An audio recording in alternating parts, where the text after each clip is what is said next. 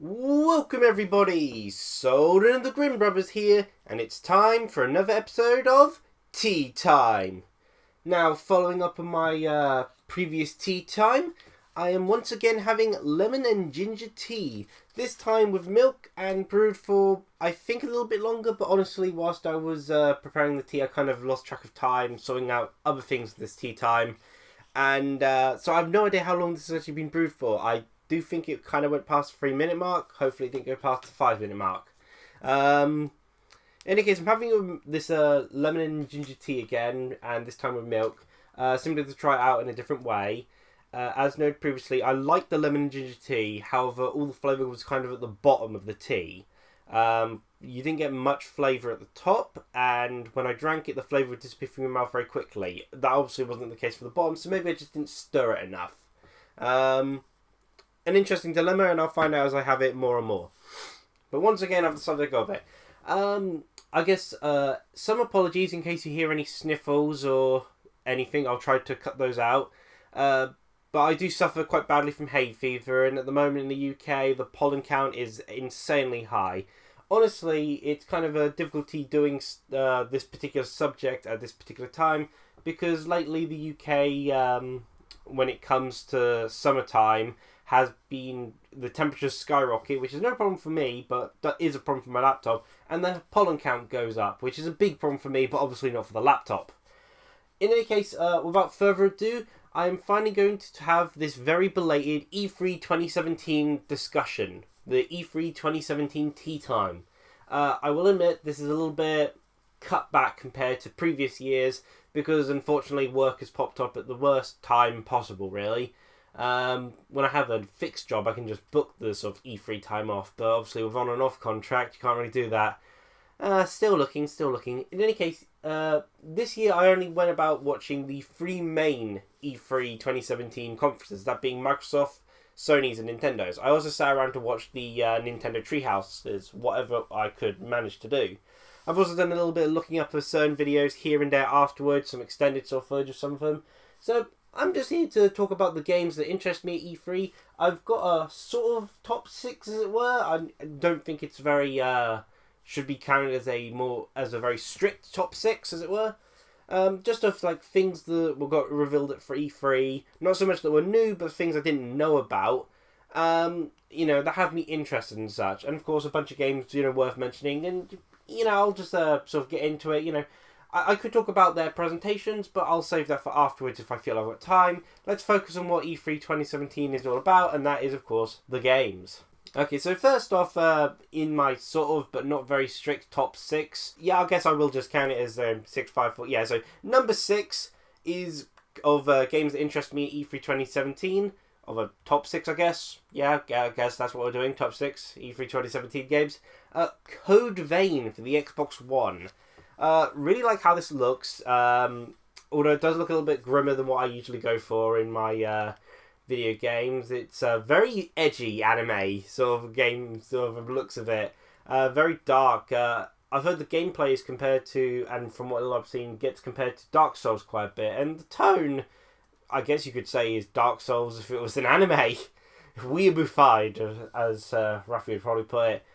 In any case, seeing a sort of JRPG in the Xbox conference was very unexpected, and they gave it a decent billing. It looks interesting, like the designs and all that, and it just looks fun. JRPG action game, looks decent so far from what I've seen. A nice little premise, and I guess it gives something to try and fill the scale-bound shaped hole in my heart from Microsoft's cancellation. But it is a game that's releasing on Xbox One, was highlighted in the Xbox conference, that does garner my interest, so I'll be keeping an eye on it. It comes out 2018, which frankly is a consistent theme with just about most of the games on this list. In fact, most of the games at E3 was revealed were all 2018 ones. I thought Nintendo were trying to kick off a trend of actually focusing on 2017 games, of focusing on games coming out later that year for the E3, but not even Nintendo manages to do that. Yeah, number 5, I guess. Yeah, 5. Now, I'm being completely honest here when I say my number 5 choice out of a top 6 of games announced at E3 2017 is Sushi Striker Way of the Sushido. because have you listened to that theme music? That theme music is amazing. It looks a lot of fun. It looks simple but very energetic. It's a puzzle action game where, from the looks of it, you match. You got sort of sushi plates rolling around along, sort of like the sort of logs and such in cars in Frogger, for instance.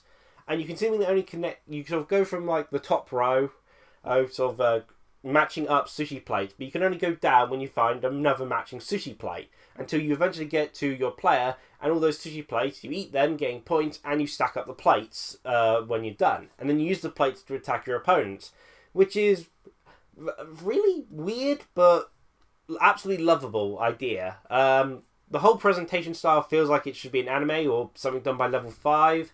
It doesn't actually feel like it's something that's come out from Nintendo, but apparently it's a new Nintendo IP set for 2018, and showing that the 3DS, even though it clearly has had less of a focus, the 3DS is going to be somewhat alive even going into 2018. I figured they'd have fizzled it out by the end of 2017, but still, it seems like they'll be doing a bit of a run still into 2018. Yes, there are some things that I'm not sure on about yet. They've got like these Pokemon-like creatures illustrated, but there's no explanations to what they do so far.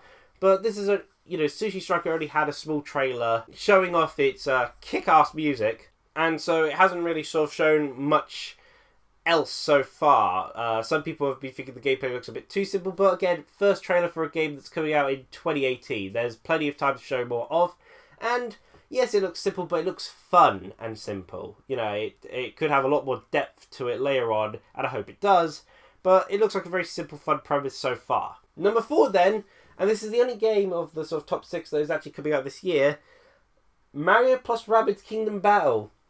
It's a game for Nintendo Switch, comes out August 2017. It plays like XCOM, and we live in a world where there's a Mario game which crossed over with Raving Rabbids, made by Ubisoft, which plays like XCOM.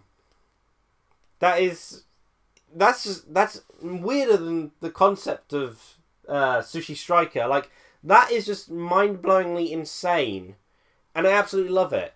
Mainly because, along with how weird the premise is, the game itself looks a ton of fun. I actually got to see quite a few showcasings of it, because Nintendo Treehouse showed it off. I've seen the Ubisoft trailer where they showed it off. Never watched the Ubisoft presentation, but I ended up finding that trailer later. Yeah, it looks a lot of fun. The humour seems to be pretty spot on, which is surprising. And it's a crazy... Yeah, again, it's just summing up kind of what I've already said. It's a crazy premise. It's a crazy idea. It's crazy everything. But it looks a lot of fun. It actually comes out this year. I'm not very good at tactical games, although I've never played anything like XCOM sort of style. When I think of tactics, I've played Final Fantasy Tactics Advance and Fire Emblem, for instance, and Disgaea, I guess, as SYBG, and I'm absolutely terrible at those. But Mario plus Rabbids Kingdom Battle, that's a SRPG that I'm willing to try out. So yeah, really looking forward to that. Ubisoft seems to have done a great job at capturing Mario and managing to incorporate it into Rabbids without it going off course in any way. Number 3 then? Dragon Ball FighterZ. Or is it Dragon Ball FighterZ Z? Or Dragon Ball FighterZ Z? Or is it... I'm pretty sure it's Dragon Ball FighterZ. Like, they do the Z instead of an S, instead of Fighters. But yeah, that's number 3 for me. Dragon Ball FighterZ. Because, like a lot of people, it looks, I've sort of said, it looks awesome. Like, the art style is spot on. The high-intense action is amazing. And I do enjoy the BlazBlue series, so I enjoy Arc System Works fighting games from what I've played. Never was able to get into Guilty Gear so far, but yeah, it looks amazing. I'm always down for a Dragon Ball game. I haven't actually played many of the 2D ones. And yeah, it's just generally looks like a lot of fun, high action sort of game with sort of good sort of combat system and good sort of 3v3 team mechanics. Fast paced, frantic action. Yeah, I'm down for Dragon Ball FighterZ Z or FighterZ. I'll eventually get the title right. I kind of feel it's a bit odd doing a 3v3 Dragon Ball game in a sense, as a sort of core focus, it being 3v3. Because when I think of Dragon Ball series, I don't exactly think of team-based combat. I mean, a lot of those fights are one-on-one. Or otherwise, it's like whole groups against a single opponent. Rather than 3-on-3. So it's kind of weird. I wonder if you can do non-3-on-3 fights. You just have it as 1v1 or 2v2 sort of thing. It'd be nice if you could get the diversity of options with it. I'm also kind of interested in what they're going to do with the story, because from the sounds of it, they're just going to go as broad as heck with the character roster, so, you know, kind of interested in what they're actually playing into the story for it, because usually most of the games just follow the story of the anime. Well, I say usually, it's pretty much every single time. I believe Arc System Works were also the ones who made the Supersonic Warriors Dragon Ball Z games, so I've got experience with their type of Dragon Ball Z games before, but I feel this one's going to play quite a bit differently. It certainly looks that way. Certainly doesn't have any of the mechanics of Supersonic Warriors from the looks of it. Well, aside from calling it assists. But yeah, Dragon Ball FighterZ, that's the third most interesting game that I got to see at E3 2017. And that, of course, comes out in 2018. And again, it was weird. Xbox One were, again, the people who showed it off. Yeah, so Sony did have pretty much... I don't think Sony had anything sort of anime or sort of related in their conference. But Microsoft, oh gosh, they threw out that stuff. Speaking of games which are beautifully drawn, much like Dragon Ball FighterZ, you know, looks stunning and all, Microsoft stole my heart with their number 2 choice. A game I never thought would actually exist, because it honestly didn't seem like the type of thing to get a sequel. Not in terms of it not doing well, but in terms that the first game kind of ended things well. That is, of course, Ori and the Will of the Wisps for the Xbox One. I was not expecting this. No one was expecting this. I don't think there was any sort of leaks or hints to a new Ori game being made. But we're getting a new Ori game, and that's absolutely fantastic, because Ori and the Blind Forest was a superb game. I think it currently stands as my favourite Xbox One game. Absolutely amazing. It's one of the best Grimm Brothers playthroughs that me and Rafi have done, in my opinion. And it's full of charm and wonder. It's full of feels. Like, my gosh, the music, the art, and how they present everything is done perfectly. But the best part is that despite its focus on, sort of making you feel and emote and all that through its artistic and musical choices, the gameplay is solid. It is really good gameplay. I'm also not a huge fan, typically. Actually, I think so far, really, I've actually generally quite enjoyed Metroidvania games. I guess the more open world games I just don't like, rather than Metroidvania. But Ori and the Blind Forest was a fantastic game, and the fact that it's getting a sequel in the form of Ori and the Will of the Wisps was driving me crazy during that, I'd say crazy. I guess first it was teary-eyed. Crazy, then it was teary-eyed, then it was crazy again. Because, my gosh, I loved the original so much, and I'm so glad that Ori and the Will of the Wisps is getting a sequel. There's no definitive release date yet, but I'm going to assume it's next year, because, heck, it'd be amazing if they actually released the game this year. Again, Mario plus Rabbids Kingdom Battle is the only one of the 6 that actually has a 2017 release date. Funny that. Now I'm going to go over just a bunch of games I also enjoyed, but I'm also going to try out this T sort of midway, so expect that at some point. So just a few honourable sort of mentions. This includes games that were previously announced or already known about that I simply enjoyed seeing. Pokken Tournament DX, for instance. I absolutely loved Pokken Tournament, and this is going to allow me to demonstrate the thing I've always wanted to demonstrate with the Nintendo Switch, and that's getting really good at finding games because I can practice them on the go. And I hope to do that with Pokken Tournament DX, go online and destroy everyone with Chandelure. Sea of Thieves got shown off, and I'm interested in Sea of Thieves. Not fully convinced yet, but it would make a good use of the Xbox One headset I got for playing Fable Legends, a game that got cancelled, so I now have a use for the Xbox One headset. I also was going to use it for Sunset Overdrive, but the updates stopped, and so I kind of think that community is dead. So Sea of Thieves might be a good use of it. It does look a lot of fun, but it does feel a game that's, as an MMO, very dependent on other people, who you end up encountering. Spider-Man was basically the main thing shown off at Sony's conference that I had an interest in, and it looks like Spider-Man. Admittedly, it looks like Spider-Man 2 sort of Spider-Man level of quality, which I do expect from Insomniac Games, so I've got high hopes for this.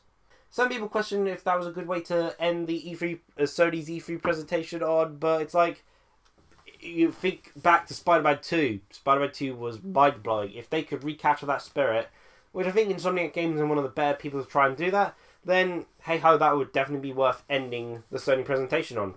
There was also Metroid, Samus Returns, because by gosh, we're getting 2 Metroid games. That is absolutely insane. No one can make the joke of Metroid being dead now. Holy heck.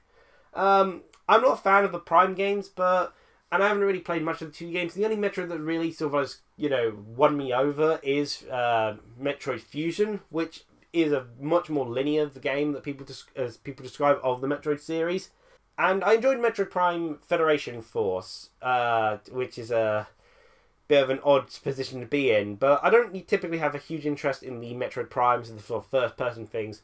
And I'm tempted to try out Metroid Samus Returns.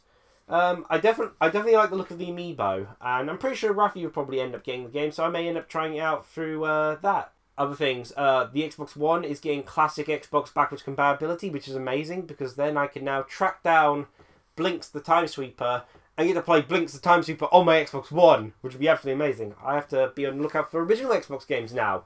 Goody. But yeah, it's amazing what Xbox One have been doing with backwards compatibility, and I'm really proud that the system will be backwards compatible with the original Xbox games as well now. Xbox One has really done a lot of good work in making a system that isn't supposed to be backwards compatible. They must put a lot of effort into that. Okay, other stuff. Moss, it's a PlayStation VR game. I'm interested in it, but at the same time, it's a PlayStation VR game, so I'm kind of hoping there's a non-VR version. It's a game, you're a mouse, you got a sword. It looks cute, it also looks very atmospheric, and it looks a lot of fun, but at the same time it's a PlayStation VR game, so I'm unsure how to feel about that. Pokemon was announced for the Nintendo Switch. We don't know what it is other than it's a mainline Pokemon game. I think it'd be a bit weird having the first Nintendo Switch Pokemon game to be a remake of Diamond and Pearl. At the same time, though, it's also just feels way too soon to have the next mainline Pokemon game come out. So I'm not sure what they'd do. But I'm not sure what they're going to do with it, but I'm interested anyway because it is Pokemon. Whilst I haven't enjoyed my experience with Pokemon Sun and Moon a whole lot, I'm enjoying Nanka's Pokemon Miiverse Adventure where I play through Pokemon Yellow an absolute ton, and I've been watching Mariland's Pokemon Wedlocks and Nuzlocke, so I feel both in a Pokemon mood and not in a Pokemon mood. I best quickly go through these. Super Lucky's Tale, platforming game on an Xbox One of all things, cutesy, childish platforming game, so colourful, so vibrant, looks a lot of fun. Apparently it's a sequel to an Oculus Rift game, but I've never used VR, so, you know. But it does look pretty cool, so I'm going to keep my eye on that. Marvel vs. Capcom Infinite, somewhat mixed feelings on it, but at the same time it is a Marvel vs. Capcom game, so I know that at least in its core gameplay factor it's going to be a lot of fun. Again, unlike a lot of people, I wasn't overhyping it. My expectations were well within reason, and I figured as much as how the roster would be and all that. So long as the gameplay's fun and there's a lot to do, which was my main problem with Marvel vs. Capcom 3, that'll be a fun experience. And I'm pretty sure Rafi's still deciding to get that. So, Ever Oasis got shown off, a game which I now do own, but due to Nanka's Pokemon Miiverse Adventure at the moment, can't play until like a week or two. Admittedly, even if I did start playing it, I wouldn't be able to play it immediately because of work, so that'd get in the way. In any case, Ever Oasis got shown off, and I'm really glad it got shown off. I feel it should have been, had more attention put on it. ARM's got a ton of attention in sort of marketing and such, but Ever Oasis, another new Nintendo IP, hasn't. But I hope it manages to do well enough. It looks like Fantasy Life crossover with Legend of Zelda, which is an amazing concept on its own. And the fact that we're never going to get a proper Fantasy Life 2 on a system that's not a mobile phone means that you might as well count Ever Oasis as your Fantasy Life 2, really. Okay, Harvest Moon Light of Hope. I saw nothing about it at the E3. Nothing got shown of it. But the fact that it exists is pretty cool, and the fact that it will be a Harvest Moon on a console again is fantastic news. Admittedly, again, that console is the Nintendo Switch. From what I've heard, it's more inspired by the SNES Harvest Moon games, which is a little worrying, because, again, why do you not just go on with Harvest Moon, A Wonderful Life, and, take inspiration from that? The best Harvest Moon game.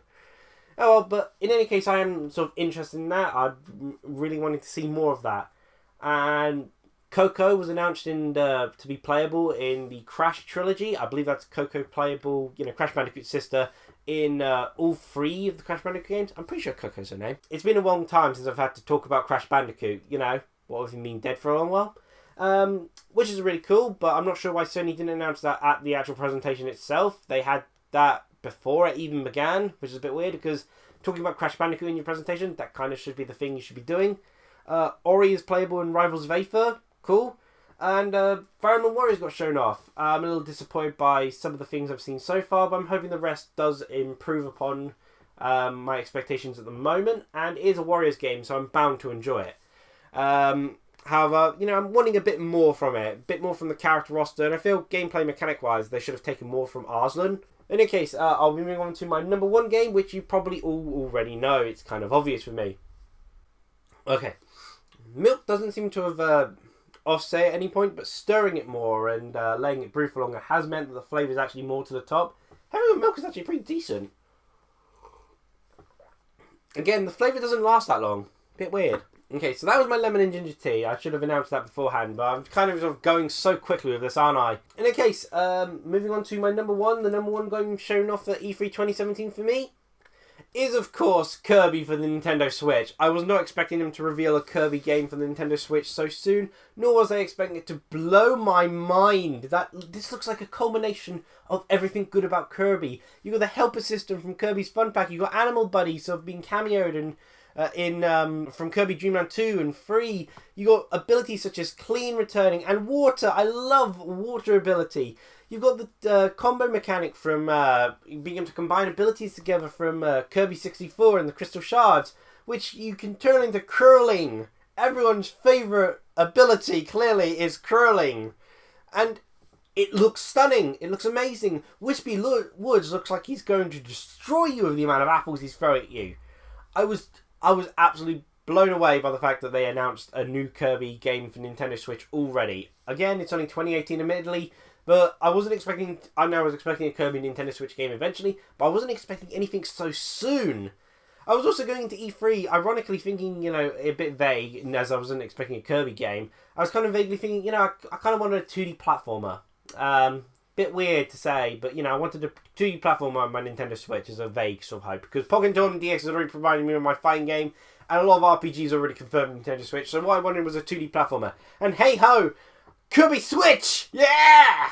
In any case, those are my thoughts on E3 2017. Sorry it's not as in-depth as previous years, and sorry that I'm trying to record this whilst I'm suffering badly from hay fever. I'm also going to now try to render this, despite being well over 15 minutes. Wish me luck! And, like I said, hope you enjoyed. Cheerio, everyone!